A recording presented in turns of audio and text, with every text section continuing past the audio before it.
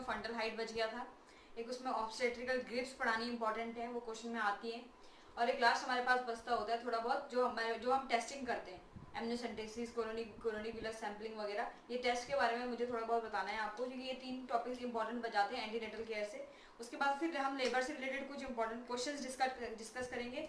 उसके टॉपिक हम बाद में, उसका टॉपिक वैसे हम क्विट करेंगे, उसका टॉपिक डिस्कस नहीं करेंगे क्योंकि वो एक बहुत लेंथी टॉपिक होता है, इसलिए हम उसमें से सिर्फ स्पेसिफिक क्वेश्चन जो अभी तक पूछे गए उनमें से भी इंपॉर्टेंट लेके वो डिस्कस कर लेंगे, ठीक है। और फिर भी अगर आपको लगता है कि लेबर पढ़ना है तो आप प्लीज़ उसको कमेंट सेक्शन में एक बार डाल दीजिएगा, तब टाइम के हिसाब से फिर हम डिसाइड कर लेंगे कि उसको किस तरीके से कवर अप करना है फटाफट, ठीक है। तो हम लोग आज स्टार्ट करेंगे अपना टॉपिक। प्रीनेटल पीरियड में क्या बचता होता था हमारे पास, हमने सबसे पहले कहा फंडल हाइट टॉपिक बचता है। देखिए फंडल हाइट में बेसिकली चीजें हमें सिर्फ एक चीज देखनी है, वीक्स के हिसाब से हम लोग यहाँ पे देखिए फंडल हाइट किस तरीके से होती है। देखो फंडल हाइट बेसिकली हम लोग ये मानते हैं फंडल हाइट का कि सेकंड और थर्ड ट्राइमेस्टर के बाद जो फंडल हाइट होती है वो जो फीटस का एज होता है प्लस माइनस 2 सेंटीमीटर उससे रहता है। मान लो फीटस का एज अगर 20 वीक्स का है तो प्लस माइनस 2 ही उसका क्या होगा, फंडल हाइट होगा। समझना है ये बात। देखिए 12 वीक पे हम एट 12 वीक्स हम लोग ये कंसीडर करते हैं नॉर्मल प्रेग्नेंट लेडी का जो फंडल हाइट रहता है वो एट सिम्फाइसिस प्यूबिस पे रहता है, ठीक है। एट सिम्फाइसिस प्यूबिस पे वो क्या रहता है, फंडल हाइट 12 वीक्स पे सिम्फाइसिस प्यूबिस पे रहता है। 20 to 22 वीक्स में हम लोग ये कंसीडर करते हैं कि वो अम्बिलिकस पे पहुंच जाता है, जो अम्बिलिकस पे पहुंच जाता है कौन, फंडल हाइट जो होती है वो अम्बिलिकस पे रहती है। उसके बाद हम 36 वीक पे मानते हैं कि वो ज़ीफॉइड प्रोसेस तक पहुंच जाती है, फंडल हाइट हमारी ज़ीफॉइड प्रोसेस तक पहुंच जाती है। बेसिकली अभी तक जो क्वेश्चन पूछा गया है वो पूछा गया है 16 वीक का। बहुत सारी बुक्स में सिर्फ 16 वीक को लेके क्वेश्चन है कि 16 वीक पे बताइए फंडल हाइट कहां पर होगी। देखो 16 वीक कहां पर आता है, 12 वीक्स और 20 to 22 वीक्स के बीच में आता है 16 वीक। देखो 12 वीक पे मैंने कहा कि ये क्या है, सिम्फाइसिस प्यूबिस है, ये उसका अम्बिलिकस है। अम्बिलिकस तक पहुंचते तक कितना लगा उसको, 20 to 22 वीक लगा। उसके बाद ज़ीफॉइड स्टर्नम तक पहुंचते पहुंचते उसको 36 वीक लगा। हमसे पूछा गया 16 वीक, हमारे पास जो क्वेश्चन है वो क्या है 16 वीक का है। देखिए 16 वीक आता है 12 वीक से ऊपर 22 से नीचे, तो हम लोग इसको क्या बोलेंगे कि ये कहां पर होगा, फंडल हाइट हमें कहां मिलेगी, फंडल हाइट हमें हमेशा मिडवे इन दोनों के बीच में मिलेगी, Midway between the symphysis pubis and umbilicus हमें क्या मिलेगी, फंडल हाइट मिलेगी एट 16 वीक ऑफ प्रेगनेंसी। चाहे वो 18 वीक ऑफ प्रेगनेंसी पे भी वो सेम रहेगा। अगर 20 टू 22 वीक्स के बीच में वो हमसे पूछेगा तो वो अम्बिलिकस तक पहुंचेगा। उसके ऊपर बात करेंगे तो वो ज़ीफॉइड प्रोसेस में पहुंचेगा 36 वीक पे, ठीक है। फंडल हाइट निकालने के लिए बस ये 3 चीजें याद रखनी है। इन बिटवीन का पूछेगा, इससे हमें डिसाइड कर लेना है कि वो कहां पर अभी लाई अभी कर रहा होगा, ठीक है। फंडल हाइट हमारा यहीं पे खत्म होता है, फंडल हाइट में ज्यादा कुछ है नहीं, ये याद रखना। ये हमारे पास सिम्फाइसिस प्यूबिस है, ये अम्बिलिकस है, ये ज़ीफॉइड प्रोसेस है। 12 वीक पे वो सिर्फ सिम्फाइसिस प्यूबिस तक रहेगा। अम्बिलिकस तक पहुंचते पहुंचते उसको 20 to 22 वीक लगेगा। 36 वीक पे वो ज़ीफॉइड स्टर्नम, यहाँ पर जब देखिए यहाँ पे क्या होता है ना, ज़ीफॉइड स्टर्नम से पहुंचने के बाद लाइटनिंग भी होती है, तो अब वो क्या होता है, वो थोड़ा नीचे को बेबी क्या आता है, नीचे नीचे आता है, थोड़ा लाई डाउन करता है, ठीक है। उसके बाद हम फंडल हाइट के बाद नया टॉपिक डिस्कस करेंगे, वो है हमारा ग्रिप्स पढ़ लेते हैं, ऑब्स्टेट्रिकल ग्रिप्स। उसके बाद हम लोग एमनियोसेंटेसिस वगैरह के बारे में बात करेंगे, ठीक है। अब हम लोग डिस्कस करेंगे अपने ऑब्स्टेट्रिकल ग्रिप्स, इसी को हम लोग दूसरे नाम देते हैं म्यूकोस मैन्यूवर,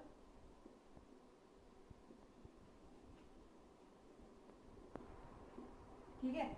ऑब्स्टेट्रिकल ग्रिप सबको पता है, 4 होते हैं हमारे पास। फर्स्ट होता है फंडल ग्रिप, सेकंड होता है हमारे पास लेटरल ग्रिप,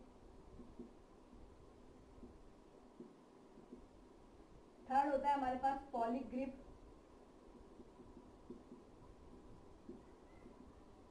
इसी का नाम पेल्विक सेकंड से जानते हैं हम लोग, यहीं पे ही हमको कंफ्यूज करने के लिए यहीं पे घुमाता है। नेक्स्ट आता है पेल्विक फर्स्ट ग्रिप, ठीक है। अब हम लोग एक एक करके क्या करेंगे, इसको सबको डिस्कस करेंगे। फंडल ग्रिप क्या होता है, लेटरल क्या होता है, पॉलिक क्या होता है और पेल्विक क्या होता है। सबसे पहले बात करेंगे फंडल ग्रिप के बारे में।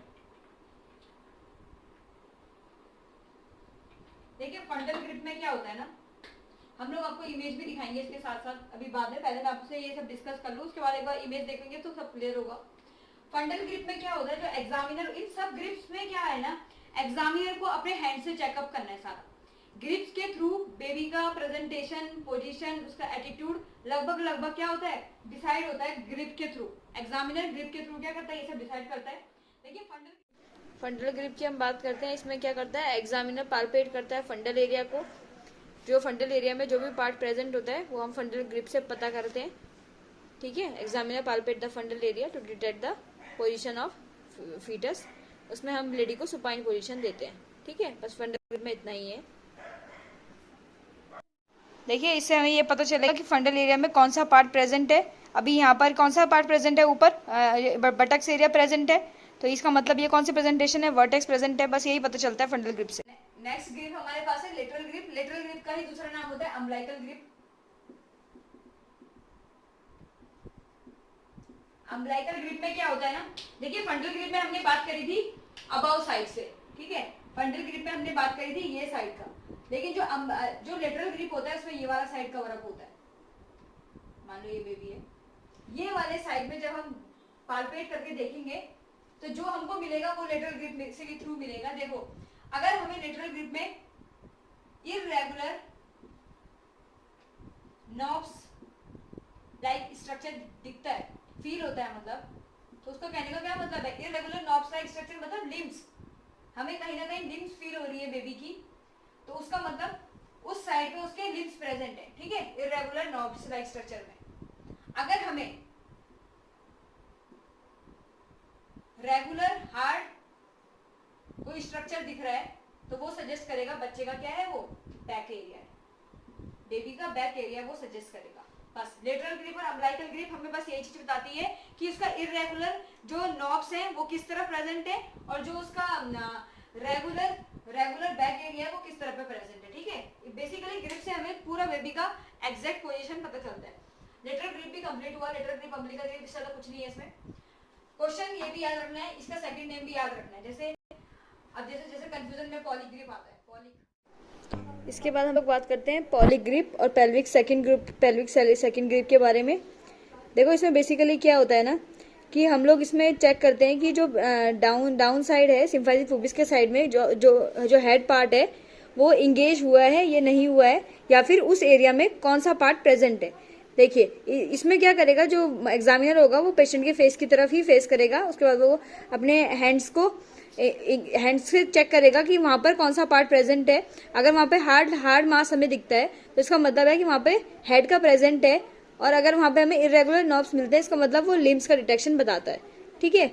अब इसमें हम देखते हैं कि देखो अगर ये इंगेजमेंट बता रहा है, पहले तो poly group pelvic second group हमें इंगेजमेंट ऑफ हेड के बताता है कि इंगेजमेंट हुआ है कि नहीं हुआ है, ठीक है, इंगेजमेंट ऑफ हेड। दूसरी चीज हमें यहाँ ये पता चलती है कि अगर हार्ड मास है तो इसका मतलब वो हेड है, और अगर इरेगुलर नॉब्स लाइक स्ट्रक्चर है इसका मतलब क्या है कि वो लिम्स है। इसके बाद हम आगे पढ़ते हैं pelvic first grip. Last grip हमारे पास बचती है pelvic first grip. Pelvic first grip में बेसिकली पेशेंट के फीट को फेस करना है, ठीक है। एग्जामिनर ने पेशेंट के फीट को फेस करना है। एक बार आप इसका पूरा इमेजेस जब देखेंगे तो उसमें क्लियर होता है। एग्जामिनर जब उस पेशेंट के फीट की तरफ हैंड्स को अपना प्लेस करता है, देखो उसको अपने हैंड्स की सिम्फाइसिस प्यूबिस की तरफ प्लेस करने हैं। अगर उसके हैंड कन्वर्ज हो पा रहे हैं, इसका मतलब ये उसके, मान लो ये उसके हैंड्स हैं, इफ ये अगर ये दोनों के दोनों कन्वर्ज हो पा रहे हैं इसका मतलब क्या है कि वहां पे इंगेजमेंट अभी तक नहीं हुआ है। Converging hands means no engagement, अभी तक हेड इंगेज नहीं हुआ है पेल्विस में, ठीक है। अगर मान लो अगर हैंड क्या हो पा रहा है, हैंड डाइवर्ज हो रहे हैं, हैंड जब सिम्फाइसिस प्यूबिस की तरफ जा रहे हैं तो डाइवर्ज हो रहे हैं। डाइवर्ज कहने का मतलब क्या है कि यहाँ पे उसका हेड है तभी तो डाइवर्ज हो रहे हैं। मतलब क्या है कि ये क्या हो चुका है, इंगेजमेंट हो चुका है, इंगेजमेंट, ठीक है। ये चीज क्लियर है। पेल्विक फर्स्ट में सिर्फ हमें यही पता चलता है। ग्रिप्स समझने के लिए बस एक बार इसकी इमेजेस में चले जाना और इसमें क्या क्या कौन सा स्ट्रक्चर क्या बताता है, बस इस चीज को क्लियर कर लेना। अब हम लोग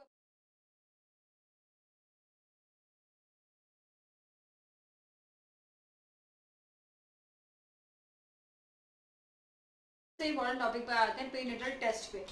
प्रीनेटल टेस्ट में देखो सबसे पहले इम्पोर्टेंट जो है वो सबने सुना है एमनियोसेंटेसिस, ठीक है।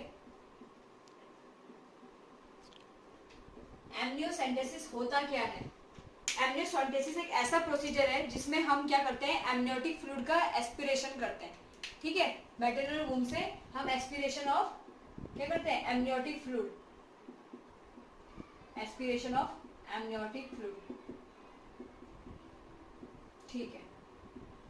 पर्पस एमनियोसेंटेसिस के दो होते हैं, एक थेराप्यूटिक होता है, एक डायग्नोस्टिक होता है। बेसिकली डायग्नोस्टिक पर्पस जो एमनियोसेंटेसिस का होता है वो जेनेटिक डिसऑर्डर को फाइंड आउट करने के लिए होता है, फीटल लंग मैच्योरिटी को डिटेक्ट करने के लिए होता है, मैटरनल डिसऑर्डर्स को कंफर्म करने के लिए होता है, ठीक है, और मेटाबॉलिक डिसऑर्डर्स को कंफर्म करने के लिए होता है।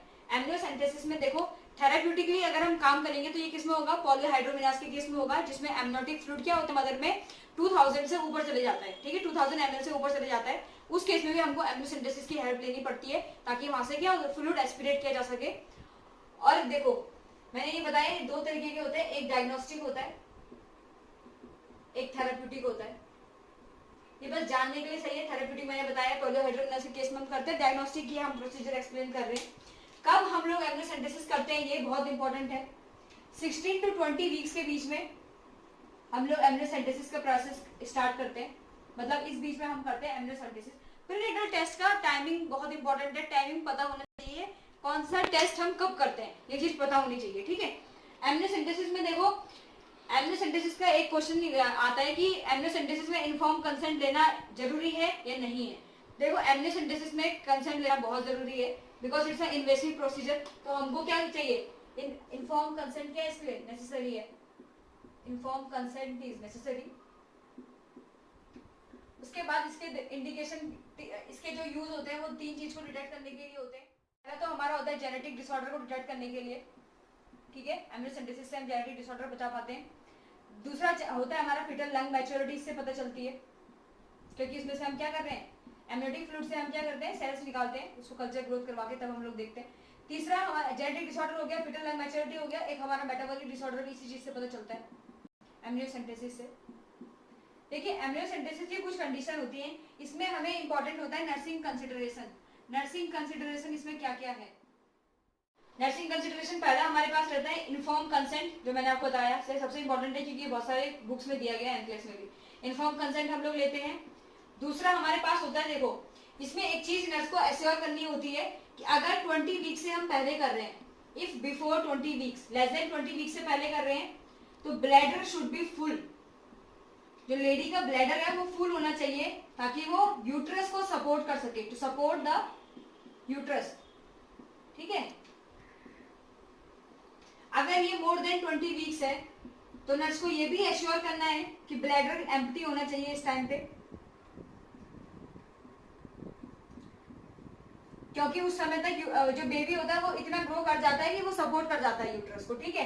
ये चीज याद रखनी है। 20 वीक से पहले अगर करेंगे तो ब्लैडर हमेशा फुल होना जरूरी है, आफ्टर 20 वीक्स करेंगे तो ब्लैडर का एम्प्टी होना जरूरी है। देखिए ये जो एमनियोटिक, ये जो एमनियोसेंटेसिस केस होता है इसमें ना एक तो amniotic fluid leakage, infection, haemorrhage के चांसेस बहुत ज्यादा हो जाते हैं, तो वो चीज को बहुत कंसिडरेशन में रखना ही होता है कि लेडी का हम उन चीजों का ध्यान रखें कि वो कंडीशन ना आ जाए कि उसमें हेमरेज का कंडीशन बन जाए, उन चीजों को ध्यान रखना होता है।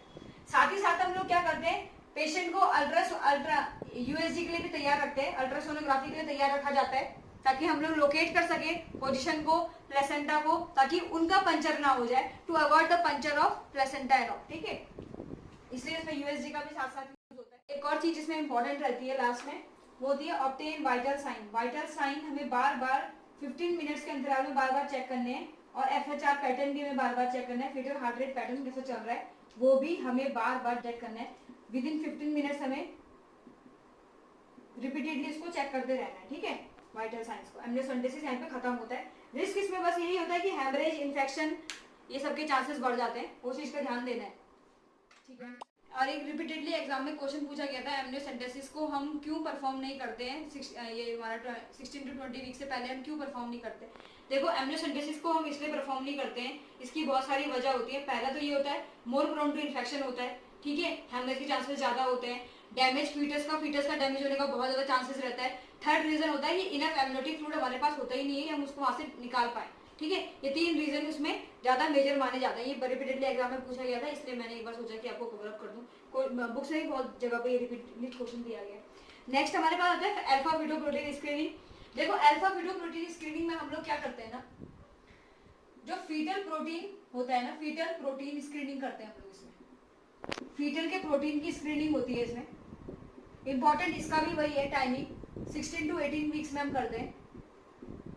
अगर एबनॉर्मल प्रोटीन हमको देखने को मिलते हैं, एबनॉर्मल फीटल प्रोटीन देखने को मिलते हैं, इसका मतलब है कि उसके साथ एसोसिएटेड उसका कोई जेनेटल डिफेक्ट है। देखो एक चीज यहाँ पे देखो, अगर ये चीज मैंने अपनी एंटिटी की वीडियो में भी क्लियर करी थी। अल्फा फीटोप्रोटीन का नॉर्मल लेवल मैंने वहां पर भी बताया था, एक बार फिर से देखो। अल्फा फीटोप्रोटीन का लेवल होता है 38 से 45 Ng/ml, ठीक है, ये नॉर्मल है। अगर हमें ये ज्यादा मिल रहा है, अगर हमें ये लेडी के अंदर ज्यादा देखने को मिल रहा है बच्चे का अल्फा फीटोप्रोटीन का लेवल, वो डिटेक्ट करता है कि बच्चे के अंदर न्यूरल ट्यूब डिफेक्ट होने के चांसेस बहुत ज्यादा हैं। अगर हमको ये कम मिलता है, इसका मतलब क्या होता है, याद है अगर, तो उसका मतलब होता है डाउन सिंड्रोम। अगर हमें ज्यादा मिले तो एनटीडी, कम मिले तो डाउन सिंड्रोम, ठीक है।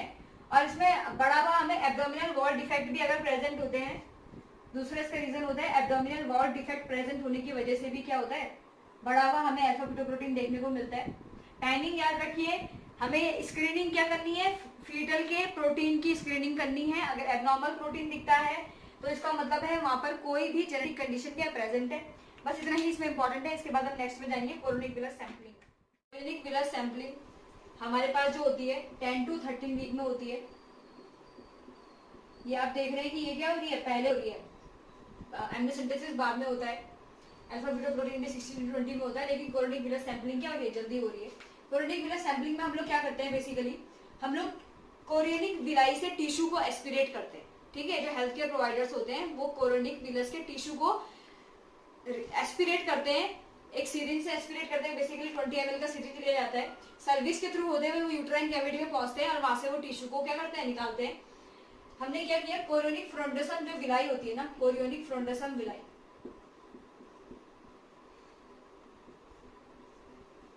इसमें से टिश्यू को एस्पिरेट किया जाता है, एस्पिरेशन ऑफ कोरियोनिक टिश्यू। इन सबको, ये सारे प्रीनेटल टेस्ट करने का मतलब क्या है, ये सिर्फ हमें ये डिटेक्ट करवा रही है कि क्या वहां पर कोई जेनेटिक एब्नॉर्मलिटी प्रेजेंट है या नहीं है, फीटल को कोई प्रॉब्लम है या नहीं है, ठीक है, बस इतना है। एस्पिरेशन ऑफ कोरियोनिक टिश्यू किया जाता है क्या डिटेक्ट करने के लिए, जेनेटिक एब्नॉर्मलिटीज को डिटेक्ट करने के लिए, क्या जेनेटिक एब्नॉर्मलिटी प्रेजेंट है या नहीं है, ठीक है। देखो इसका भी सेम है, इसके लिए भी इन्फॉर्म कंसेंट चाहिए क्योंकि एक इन्वेसिव प्रोसीजर है। इसके लिए भी ब्लैडर को फुल होना जरूरी है ताकि वो सपोर्ट कर सके यूट्रस को। तीसरी चीज इसमें कोरोनिक विलस सैंपलिंग में ये बोलते हैं हम लोग कि 20 ml सिरिंज का हमें यूज करना है और उससे हम लोग सैंपल विड्रॉ करते हैं। उसमें भी चांसेस ऑफ फिटल डिमाइस ज्यादा होता है, इस चीज का ध्यान रखना है, फिटल डिमाइस के चांसेस ज्यादा होते हैं। देखिए जितने भी ये प्रोसीजर इन्वेसिव होते हैं बेसिकली ये सब के सब कहीं ना कहीं रिस्की होते हैं, क्योंकि फीटल डिवाइस होने के, अगर हमने कोई भी एक फैक्टर कंसीडर नहीं किया तो फीटल डिवाइस होने के चांसेस ऐसी कंडीशंस में ज्यादा होते हैं, ठीक है। तो वो चीजों को हमें थोड़ा ध्यान देना है।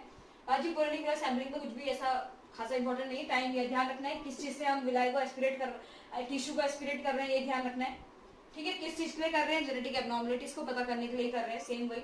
ब्लैडर का मैंने बता दिया आपको, ब्लैडर फुल होना जरूरी है, इन्फॉर्म कंसेंट देना जरूरी है, ठीक है। हमारे पास दो इंपॉर्टेंट टेस्ट बच जाते हैं अभी, नॉन स्ट्रेस टेस्ट और कॉन्ट्रैक्शन स्ट्रेस टेस्ट। देखिए एनएसटी और सीएसटी हम लोग बेसिकली जो करते हैं ना, वो प्लेसेंटल फंक्शन के, प्लेसेंटा का फंक्शन कैसा हो रहा है और बेबी का ऑक्सीजनेशन कैसा है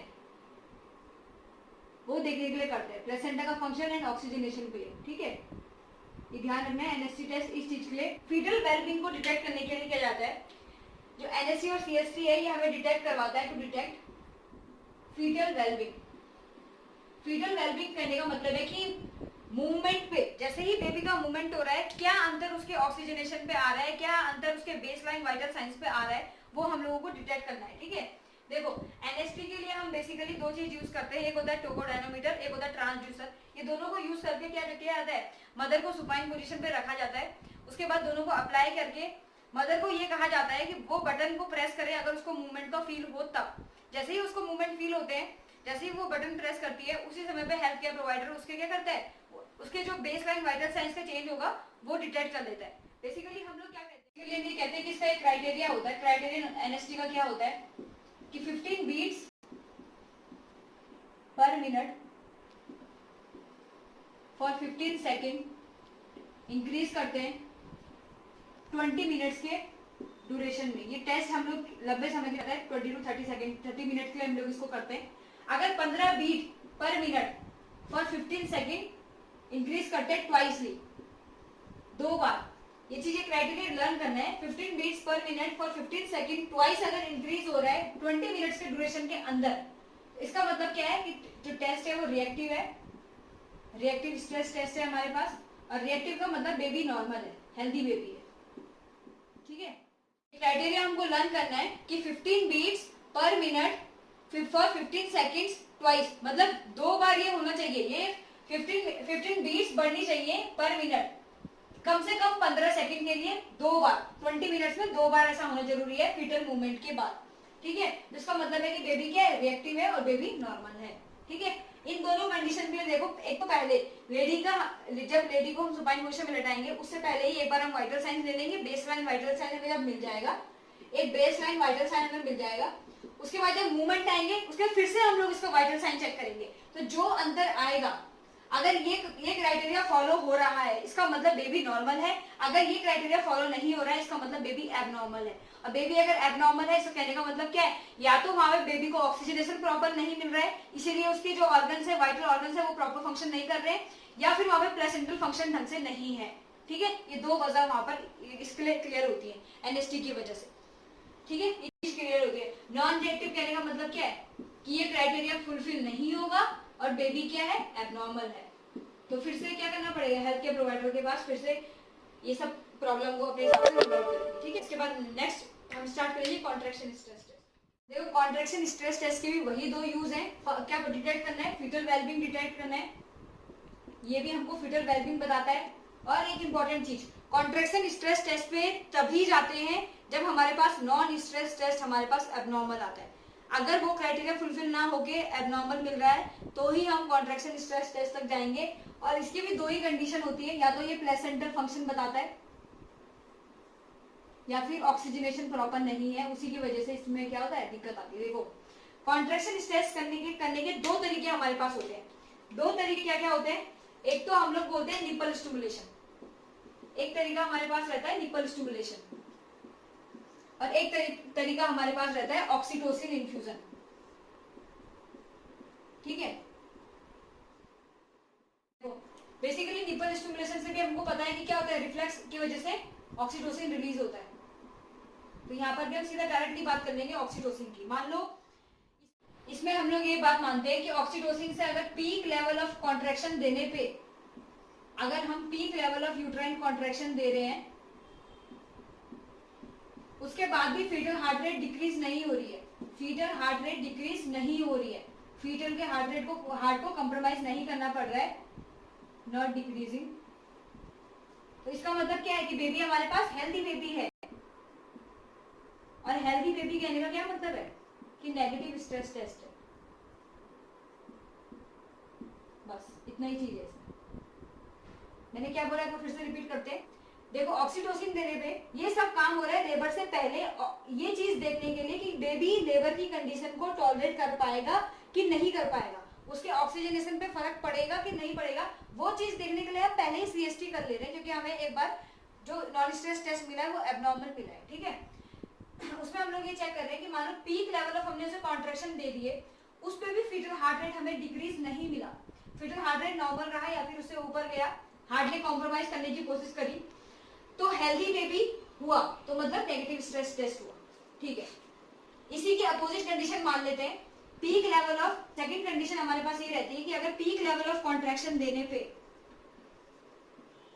हार्ट रेट हमें डिक्रीज होता हुआ दिखे, heart rate start to reduce, that means fetal क्या कर रहा है, नॉन हेल्दी बेबी है, उसका हार्ट कॉम्प्रोमाइज नहीं कर पा रहा है, वो कॉन्ट्रेक्शन को, वो कोप अप नहीं कर रहा है उस कॉन्ट्रेक्शन से, मींस पॉजिटिव स्ट्रेस टेस्ट है।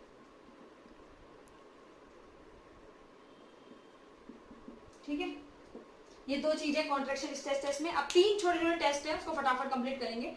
फर्न टेस्ट होता है, नाइट्रोजन टेस्ट होता है और फाइब्रोनेक्टिन टेस्ट होता है। बस इसका ये जानना है, इससे मतलब ये किस चीज के लिए काम होता है, बस ये चीज 3 चीज जाननी है। बहुत छोटे छोटे टॉपिक है, कवर अप करते हैं फटाफट। तो हम लोग बात करते हैं सबसे पहले फर्न टेस्ट के बारे में।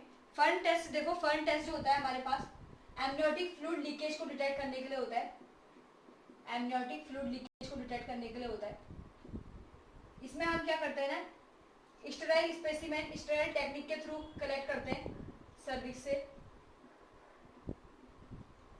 स्टेराइल स्पेसिमेन कलेक्शन करते हैं और फिर उसको अंडर माइक्रोस्कोप हम लोग देखते हैं। इसमें क्या बेसिकली क्या है ना, माइक्रोस्कोपिक स्लाइड बना के हमें चेक करना है कि वहाँ पे एमनियोटिक फ्लूइड लीकेज है कि नहीं है।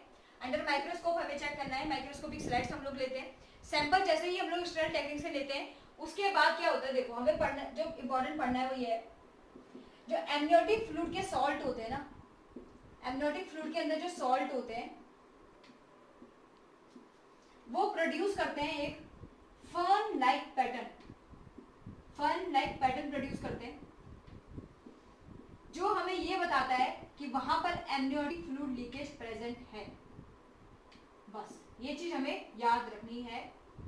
एमनियोटिक फ्लूइड लीकेज का प्रेजेंस पता चलेगा फर्न लाइक पैटर्न हमें देख के, और वो देखने को मिलेगा अगर वहां पर लीकेज प्रेजेंट है, और वो उसके अंदर आता है फर्न टेस्ट। ठीक है, वो फर्न टेस्ट के अंदर ये सब आता है।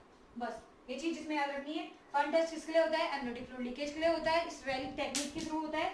इसमें हमें स्पेसिमेन कलेक्ट करना है, माइक्रोस्कोप के अंदर रखना है, उसके बाद हमें एमनियोटिक फ्लूइड के सॉल्ट देंगे एक फर्न लाइक पैटर्न। ठीक है, उसके बाद अगर फर्न लाइक पैटर्न मिल रहा है, इसका मतलब एमनियोटिक फ्लूइड वहां पे लीकेज हो रहा है। ठीक है, दूसरा टेस्ट हम लोग बात करेंगे नाइट्रोजन टेस्ट। हमारे पास है नाइट्रोजन टेस्ट। नाइट्रोजन टेस्ट में हम लोग क्या करते हैं, देखो नाइट्रोजन स्ट्रिप आती है एक। ठीक है, नाइट्रोजन टेस्ट में नाइट्रोजन स्ट्रिप का यूज किया जाता है। बेसिकली ये टेस्ट में क्या होता है, एमनियोटिक फ्लूइड को देखा जाता है वेजाइनल सिक्रीशंस में। ठीक है, ये टेस्ट बेसिकली डिटेक्ट करने के लिए होता है कि एमनियोटिक फ्लूइड प्रेजेंस,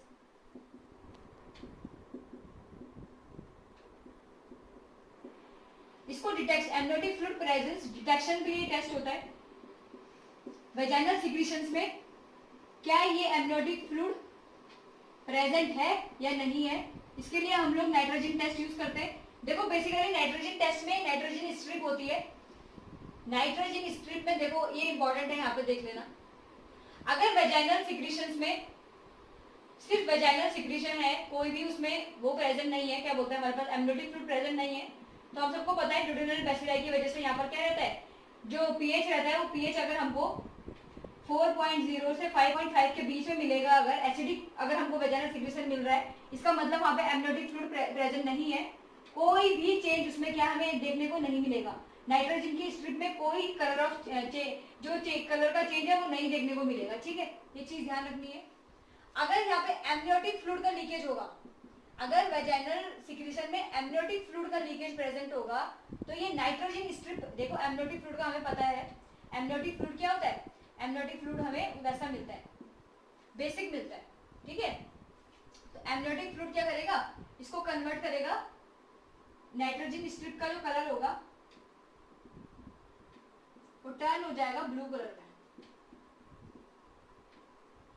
ये बहुत इंपॉर्टेंट है, कुछ कुछ एग्जाम में इसके क्वेश्चन डायरेक्टली पूछ देता है, इसको घुमा के कहीं पूछा नहीं जाता, क्वेश्चन डायरेक्ट क्वेश्चन आते हैं नाइट्रोजन टेस्ट से, फर्न टेस्ट से, फाइब्रोनेक्टिन टेस्ट से डायरेक्ट क्वेश्चन बनते हैं।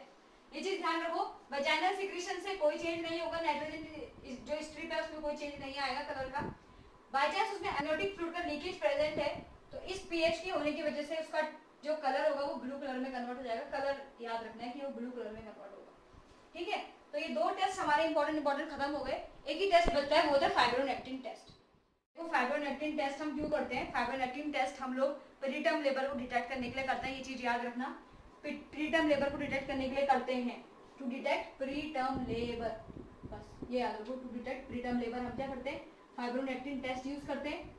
फाइब्रोनेक्टिन टेस्ट में हम लोग करते क्या है, सर्वाइकल और वेजाइनल सिक्रीशन जो होते हैं हमारे पास, through cervical and vaginal secretion हम क्या करते हैं, सैंपल लेते हैं। सैंपल लेते हैं, उस सैंपल में फीटल फाइब्रोनेक्टिन प्रोटीन हो, ये फीटल फाइब्रोनेक्टिन क्या, ये एक प्रोटीन है, ये एक ऐसा प्रोटीन है जो फीटल टिश्यू प्रोड्यूस करते हैं, protein produced by fetal tissues.